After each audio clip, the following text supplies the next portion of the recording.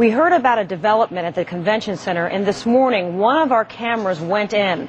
What you're about to see is pure desperation on the parts of hundreds of citizens, and this tape was indeed edited. They're telling everybody that we all right.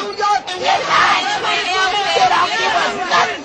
When daytime, we had all the protection that was here. But at nighttime came, and the dark with no lights, we didn't have no protection at all. Right here.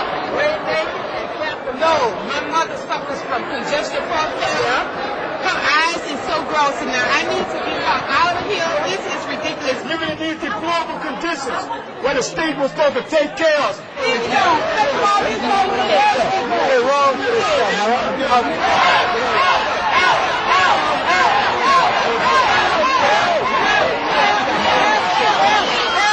Look how hot he is. He's not waking up very easy. This is not about low income. It's not about rich people, poor people. It's about people. Jesus. Relax, darling. It's going to be all right. It's going to be all right. It's going to be all right. Breathe in. Breathe in. Breathe, bro. It's all right. Why nobody can get no help down here for these people, bro? They got children out here. They got pregnant women out here. They won't even bring water. They won't bring food. You got to go steal water to drink to survive out here. We need help, sir. We really do. We need help. They're not doing nothing. They're not telling us nothing. They're not doing nothing. We've been out looking at these old people. They're out here without their medication. They're in wheelchairs. We need help, sir. We really need help. National Guard, the mayor, they got it up here and left it up here like that.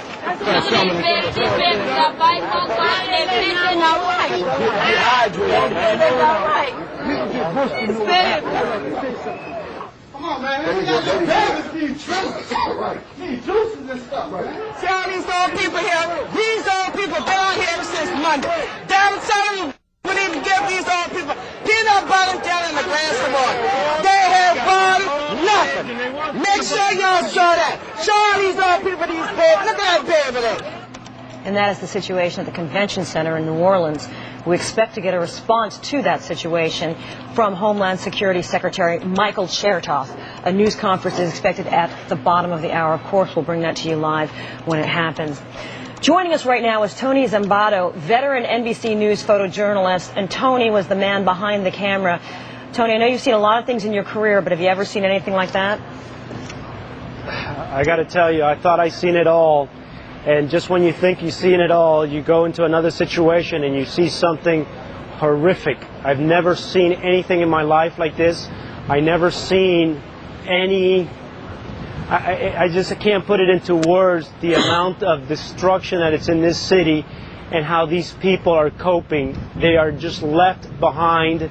There's nothing offered to them. No water, no ice, no sea rations, nothing. For the last 4 days, they were told to go to the convention center.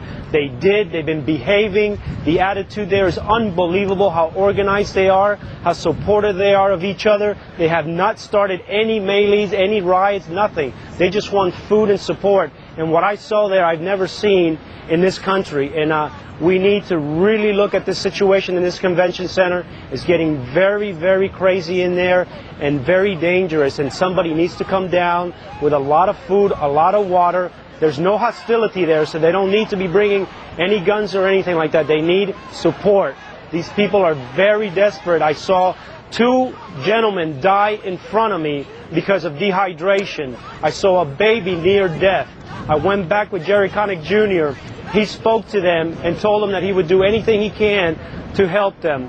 They seem to appreciate that. He's the only person of authority, believe it or not, a musician, to go in there and tell them that things are going to be okay. So, Tony, the National Guard accordingly... Are you telling me that there's no police in the area, there's no National Guard in the area?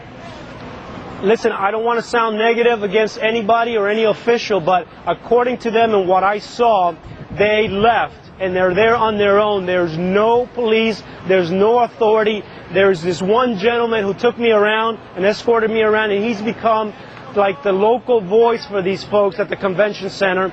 He came over to me and told me, you need to come over here. I was doing my little morning cruises around the city. I hooked up with him, put him in my car, and we went over there with the crew. 2 other journalists who were with me. We went in there, and you would never imagine what you saw in the convention center in New Orleans. The bathrooms, the way the bathrooms were. Tell me about the sanitation. No food for these folks. Tell me about the sanitation was unbelievable. The stench in there, it was unbelievable. Dead people around the walls of the convention center, laying in the middle of the street in their dying chairs where they died, right there in their lawn chair. They were just covered up in their wheelchair, covered up, laying there for dead. Babies, 2 babies dehydrated and died. I just tell you, I couldn't take it. I know, we saw it was unbelievable. We saw some of the footage that you shot, and obviously we couldn't air it. It was amazing how people were drawn to you. Let me tell you, I didn't shoot. I could not shoot half of the stuff that I saw for that reason. What I thought I shot, we can air. That's how bad it was. It was unbelievable. It's been very difficult to watch, and I can only imagine what it's like on the ground. I did notice that people flocked to you, a person with a camera. They did. They had this message. They felt the need to talk to you and explain their situation. They would have talked to anybody who would have went in there and could have helped them. They would have talked to anybody. It was just like the first time that I felt that the cameras were welcome. That's how desperate they were. Usually, you know how people are in situations of this nature. They don't want to be videotaped because they have pride. They don't want to be exposed to all the, I guess, misfortune that they're having at that moment. But these folks welcomed me. They all wanted to talk. They all wanted to take me to where the dead bodies were, where the destruction was, where the lack of food, where the toilets were just over. It was overwhelming. I can't describe it. I just don't know how to tell you how bad it is and how they need help yesterday, really bad. And they're being patient. You got to give them credit. They're sitting there being patient. They're not acting up. I've seen worse situations where less.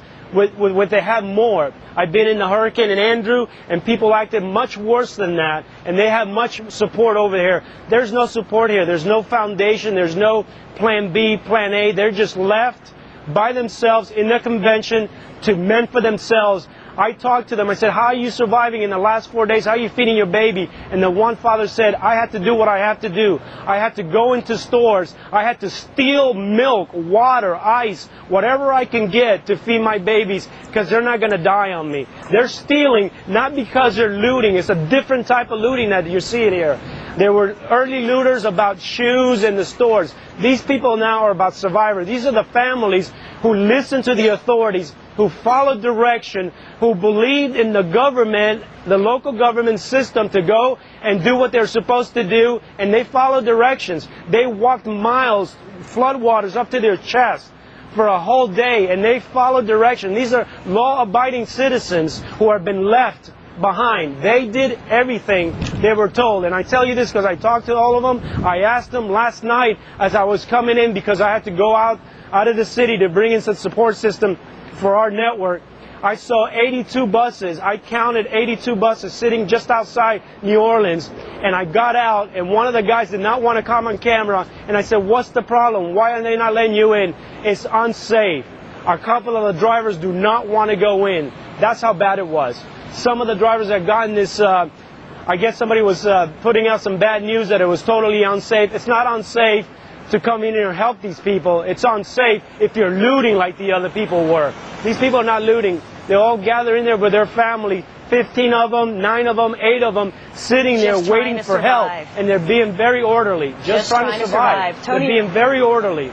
Tony Zimbardo, NBC News journalist who shot that footage. We thank you so much for your first-hand account. We very much appreciate everything that you've done today. Thank you.